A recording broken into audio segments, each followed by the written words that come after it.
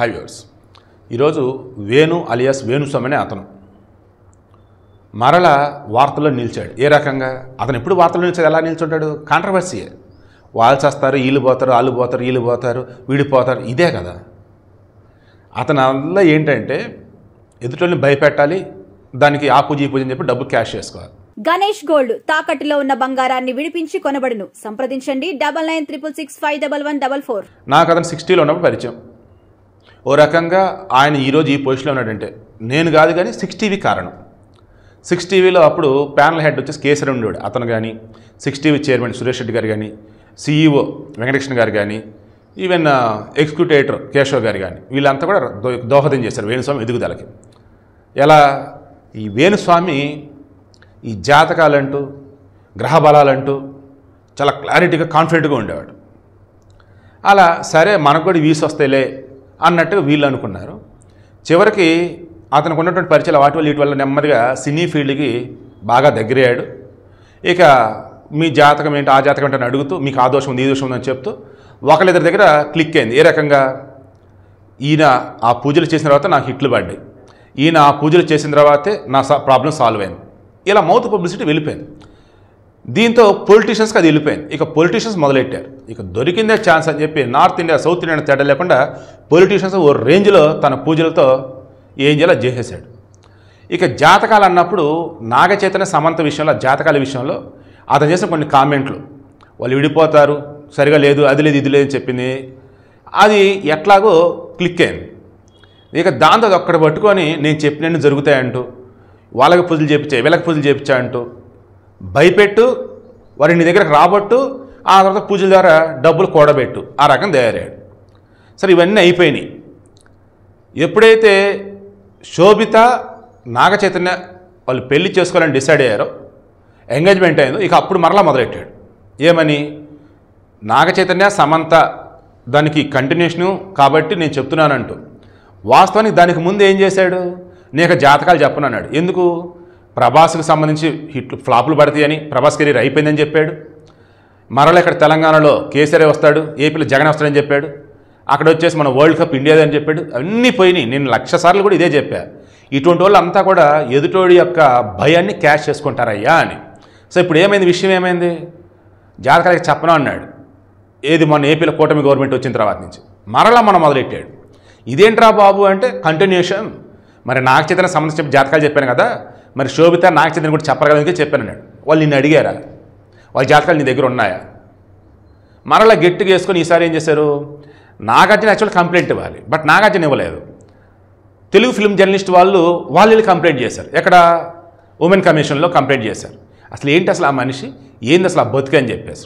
దాన్ని మరలా ఈ రాష్ట్ర మహిళా కమిషన్ దగ్గరికి రమ్ముంటే కాదు కూడదంటే హైకోర్టుకి వెళ్ళాడు. హైకోర్టులో టైం ఇచ్చారు. ఆ టైం కాస్త అయిపోయింది. మరలా టైం అడిగితే కాదు కూడదు, నువ్వు వెళ్ళు బాబు ముందు అని చెప్పేసి అన్నాడు. వచ్చాడు.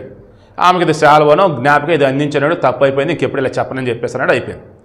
మరలా ఇప్పుడు ఒక ఆడియో బయటకు వచ్చింది. ఏంది ఈ ఆడియో అంటే, ఇండస్ట్రీలో 3 చనిపోతారు, ఒకళ్ళు ఆత్మహత్య చేసుకుంటారు, ఒకళ్ళు హీరో అంటే ఒక హీరో ఆత్మహత్య హీరో కానీ హీరోయిన్ కానీ ఒకళ్ళు ఆత్మహత్య చేసుకుంటారు, ఒకరు హెల్త్ ప్రాబ్లమ్స్ వాళ్ళు చనిపోతారు, ఒకళ్ళు కూడా ఇంకొకళ్ళు కూడా అలాగే చనిపోతారు అన్నట్టు చెప్పుకుంటూ వచ్చాడు.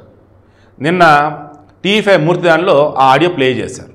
నాకు అది చూశాక వినటం అండ్ ఆ డిస్కషన్ చూడటం, ఆ తర్వాత మూర్తి కంటిన్యూ చేశాడు కొన్ని. అది నాకు అనిపించింది ఏంటంటే, ఇప్పుడు ఈ వేణుస్వామి కనుక దొరికితే సినీ అభిమానులు ఎవరుతున్నారు వాళ్ళు చంపేసేటట్టున్నారు.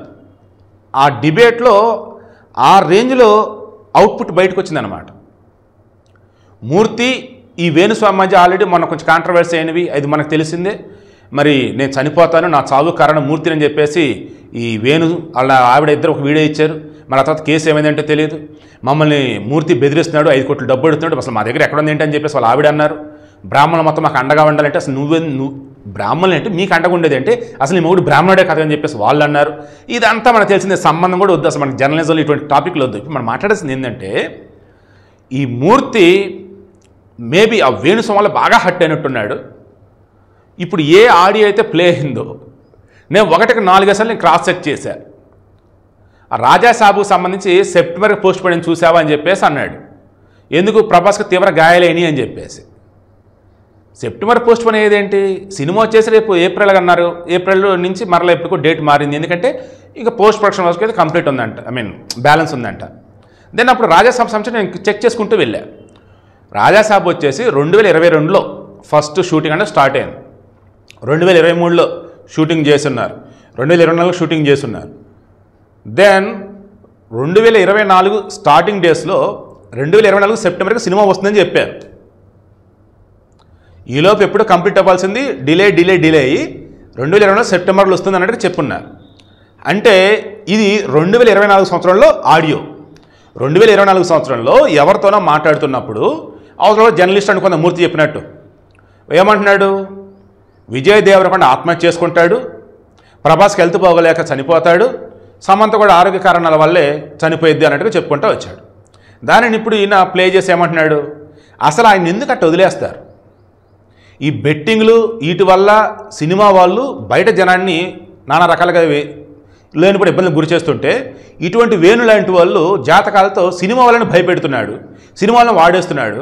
మరి అటువంటి అతని మీద మీరు చర్యలు తీసుకోరా? సినీ ఇండస్ట్రీ ఉంటే పెద్దలు అసలు ఏం చేస్తున్నారంటే క్వశ్చన్ చేశాడు. ఆ తర్వాత ఇక సినీ అభిమానులు అన్న వాళ్ళు ఇటువంటి విన్నాక ఇతను ఇంక ఏం చేస్తారు ఏంటన్నట్టుగా అనలేదు, కానీ డైరెక్ట్గా ఇండైరెక్ట్గా ఓవరాల్గా అన్నప్పుడు లీడ్ అయితే ఇచ్చేశాడు. ఇప్పుడు నాకు అనిపిస్తుంది ఈ వేణుస్వామి కనపడితే కొట్టాలి చంపాలన్నట్టుగా ఇప్పుడు కొంతమంది తయారవుతున్నట్టుగా సోషల్ మీడియాలో పోస్టులు. అంటే ఆయన చంపేస్తారా? లేదన్నప్పుడు వేణుస్వామికి ఇవన్నీ చూసి భయపడిపోయే టెన్షన్తో పాపం ఇతను హెల్త్ ఖరాబ్ అయిపోయి హెల్త్ పరంగా అనారోగ్యంతో చనిపోతాడా? లేదన్నప్పుడు మొన్న మధ్యన ఆత్మహత్య చేసుకుంటాను ఆలోచన వచ్చిన వాళ్ళు ఏదో సమయంలో ఎప్పుడొకప్పుడు చేసుకుంటారంట, ఎప్పుడు సరైన ట్రీట్మెంట్ అందకపోతే. ఆ రకమైన ఆత్మహత్య చేసుకుంటాడు అతను ఏమో.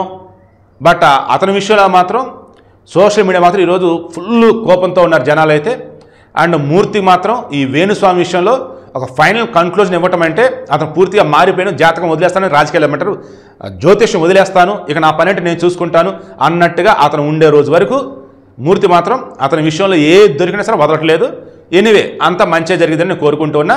వేణు అనబడే వ్యక్తి ఇంకా జాతకాలు చెప్తూ జనాలను కనుక భయపెడుతూ కనుక ఉన్నట్టయితే ఇప్పటికన్నా మారాలని కోరుకుంటూ ఉన్నా. ఎందుకంటే ఒక మనిషి మంచిగా ఉంటే చూడాలని నాకు ఇష్టం.